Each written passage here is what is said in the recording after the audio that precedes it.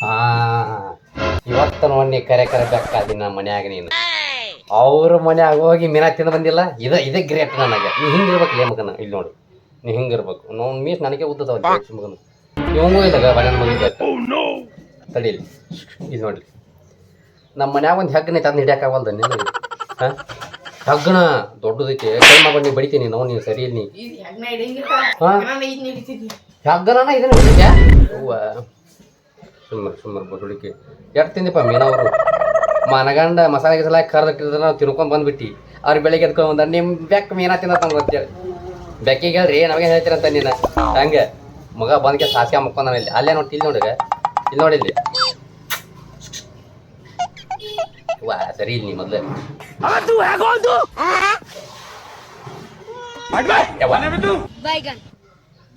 ನಾವು ನಾನು ಅಂತೇಳಿ ಬಾ ಮಗನ ನನಗೆ